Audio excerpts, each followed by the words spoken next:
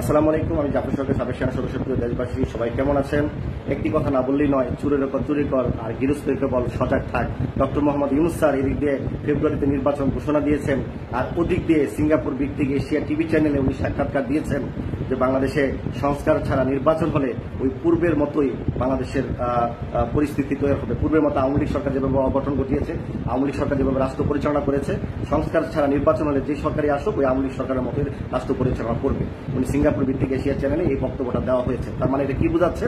মানে ওই যে এনসিপি চাচ্ছে বাংলাদেশে যেন নির্বাচন না হয়, এবং আপনার এই জামাতে ইসলামও চাচ্ছে যেন নির্বাচন না হয়। তারা পেয়ার নির্বাচন চাচ্ছে, আরো 5 বছর ক্ষমতায় ডক্টর মোহাম্মদ ইউনূস স্যার থাকুক, যেন ওনারা আরো চাঁদাবাজি বিভিন্ন তারা যেন আরো দল ভারী করতে পারে, দলকে মানে এগিয়ে নিয়ে যেতে পারে, এবং তারা রাষ্ট্র ক্ষমতায় না গেলেও তারা সরকারের ক্ষমতার মতোই আছে, বিশেষ করে এনসিপি। আপনারা এগুলো জানেন।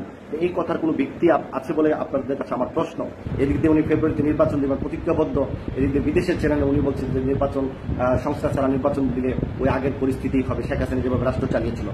এই বিষয়টা আমরা তীব্র নিন্দা প্রতিবাদ জানাচ্ছি। ওনার এই কথাটাকে আমি সমর্থন করতে পারছি না, কারণ বাংলাদেশের সংস্কার ওনারা 1 বছর হয়ে গেছে, ওনারা সংস্কার কি করেছেন? একটি সংস্কার দেখান। উনি আসা এই বাংলাদেশে এই তত্ত্বাবধায়ক সরকার আসার পর খুন, গুম, হত্যা, চাঁদাবাজি কোনো কিছুই কিন্তু বন্ধ ছিল না, এবং তারই পরিপ্রেক্ষিতে ছাত্রদের মধ্যে 2 জন সমন্বয়ককে উপদেষ্টা বানানো হয়েছে, তথ্য উপদেষ্টা, এবং যে আসিফ মাহমুদ সজীব ভুঁইয়াকে 2টা মন্ত্রণালয়ের গুরুত্বপূর্ণ স্থানে তাকে বসানো হয়েছে। যদিও তার কোনো অভিজ্ঞতা নাই, তাদেরকে দেওয়া হয়েছে। এখানে আরেকজন উপদেষ্টা বসানো যেতে পারত। এই সজীব ভুঁইয়ার বাবা কুমিল্লাতে এবং সন্ত্রাসী কর্মকাণ্ডে বিভিন্ন চাঁদাবাজি, বিভিন্ন জমি দখল, বিভিন্ন মারামারি, কাটাকাটি, খুনাখুনি এবং বড় ধরনের অকারণগুলো ঘটে যাচ্ছে। সজীব ভুঁইয়ার বিরুদ্ধে কোনো অ্যাকশন নাই, এই আসিফ মাহমুদের বিরুদ্ধে কোনো অ্যাকশন নাই। আসিফ মাহমুদ এয়ারপোর্টের ভিতরে তার অস্ত্র সব ম্যাগজিন পাওয়া গেছে, এটা নিয়ে কোনো অ্যাকশন নাই। এই যে হাঁসের মাংস নিয়ে ইস্যু হচ্ছে, কোথায় কি চাঁদাবাজি করছে, সব মানুষ কিন্তু স্বীকারোক্তি করতেছে যে আসিফ মাহমুদ এগুলো তাদের সাথে তারা জড়িত। তাদের কোনো শাস্তি হবে না বাংলাদেশে, কারণ তারা অন্তর্বর্তী সরকারের রাজনৈতিক দলের সদস্য হচ্ছে এনসিপি, এবং আসিফ মাহমুদ বলেন আর ওই যে তথ্য উপদেষ্টা বলেন, সবাই কিন্তু একই। মানুষ কিন্তু জেনে গেছে।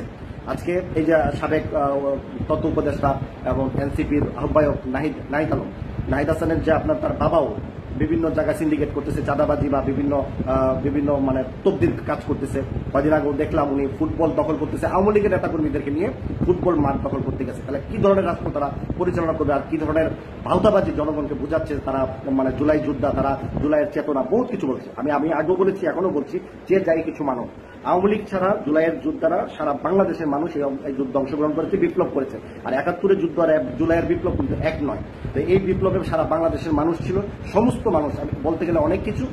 এখন আমরা এটাই স্পষ্ট, শেখ হাসিনা ছাড়া, আওয়ামী লীগ ছাড়া জুলাইয়ের বিপ্লবে সকলে অংশগ্রহণ করেছে। তাই এই চেতনা কোনো দলের নয়, কোনো জনগণের নয়, এটা প্রত্যেকটা মানুষের মানে পক্ষ থেকে এই প্রতিবাদ জানানো হয়েছে। শেখ হাসিনার আমলে অত্যাচার, নিপীড়ন, নির্যাতন, খুন, খারাপি যত কিছু হয়েছে, মানুষ প্রতিষ্ঠিত হয়ে পড়েছিল।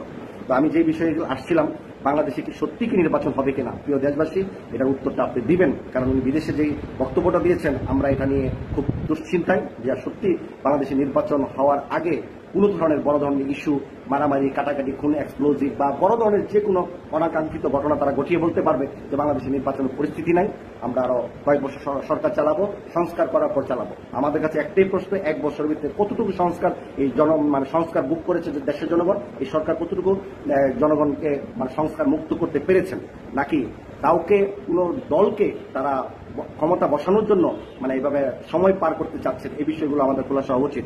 আমি একটি কথা বলতে চাই, সেটা হচ্ছে গত মানে এই অন্তর্বর্তী সরকারের উপদেষ্টা, প্রথম স্বরাষ্ট্র উপদেষ্টা ছিলেন সাবেক অবসরপ্রাপ্ত ব্রিগেডিয়ার জেনারেল সাখাওয়াত হোসেন। উনি আওয়ামী লীগ নিয়ে একটু পজিটিভ কথা বলাতে বাংলাদেশের মানুষ সবাই প্রতিবাদ করেছে, আমরাও লাইভে প্রতিবাদ করেছি এবং ওনার পদত্যাগ দাবি চেয়েছি।